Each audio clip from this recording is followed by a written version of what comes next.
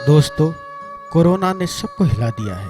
आप सभी सुरक्षित रहें, घर पर रहें, लॉकडाउन का पूरा पालन करें।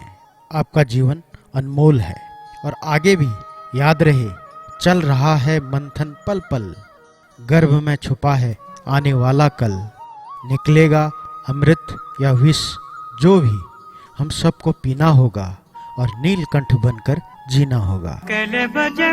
आओ आज बात कर लूं कुमाऊनी भाषा बारे में। ये भाषा न जाने कब बड़ी को पीढ़ी दर पीढ़ी लोग या इस्तेमाल करनी या को बुलानी या बुलेबे आदान प्रदान सब कुछ होना, और लोग फिर ले अधिक होने की ये बोली है, भाषा नहीं है। कई लोग कुनी की में व्याकरण है, कोई लोग कुनी ये लिपिबद्ध है। भैया ये भाषा ये बोली खुशबू को पछाणो, ये संस्कृति बड़ी को रची बसी भाषा छो। यह भाषा कौन से लाखों लोग या को बुलानी और सदियों पर बुलानी, यह भाषा तो खुशबू को पछाणो। जब उसकी हिंदी में हम कोनू इसकी गंध आ रही है, इसकी महक आ रही है। यह कुमाऊनी भाषा में हर चीज़ महक अलग छू। अगर कपड़ो जलनो छो कदनी हंतरैन होना है, जो गोड हम बकार बांधनु कोनी ताम बकरैन होना है, कोई खान बाइश को कोनी तमी बसैन है गे। भैया जब ये भाषा ये खुशबू को पछाणो तो यह भी ठुल भाषा और क्या है। आप ये गलती मत करो, इसको भाषा का दर्जा दो। भाषा से एक बात याद आई, पहाड़ी गानों में आपने सुना होगा तिले धारू बोला, जैसे हंसिया लाली तिले धारू बोला। ये तिले धारू बोला क्या है, इस बारे में कुछ जानते हैं? इसमें अलग अलग बात सामने आई है। कोई कहता है ये ईश्वर के प्रति आभार जताया गया है कि तूने मुझे ये बोल दिए हैं, ये वाणी दी है। कुछ लोगों का मानना है कि ये भगवान शंकर का आभार प्रकट करते हुए है तिले धारू भोला कहा गया है, बोला नहीं भोला कहा गया है।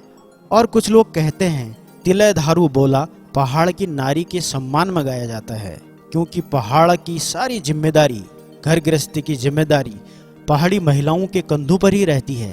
पहाड़ी महिलाएं जंगल, खेत, गाय, भैंस सारा जिम्मा संभाल के रखती हैं।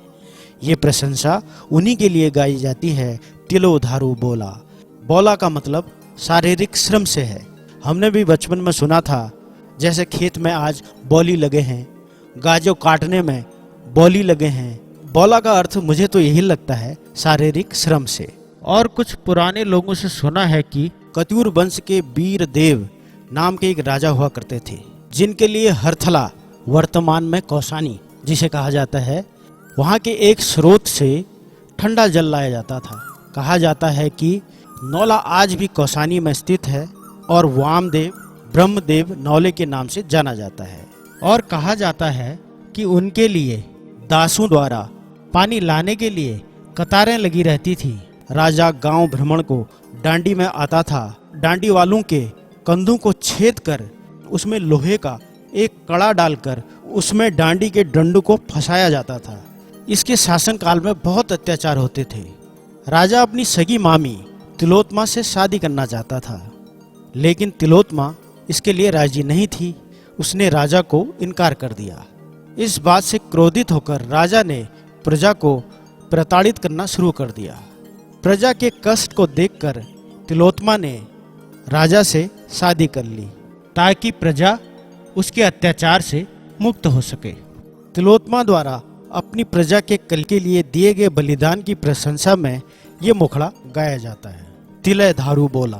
कहा जाता है मुखड़ा था मामी तिले धारू बोला, लेकिन मामी शब्द हटाकर लोगों ने लाली शब्द रख दिया, ताकि आने वाली पीढ़ी को इसका गलत संदेश ना जाए। खैर जो भी हो, अभी तक यही या कुछ और अन्य प्रमाण इसके मिलते हैं। आपसे भी निवेदन है, आप भी अपने घर में बच्चों से कुमाऊनी में बात करें, भाषा और संस्कृति को आगे बढ़ाने में सहयोग करें। इसी शुभकामना के साथ धन्यवाद।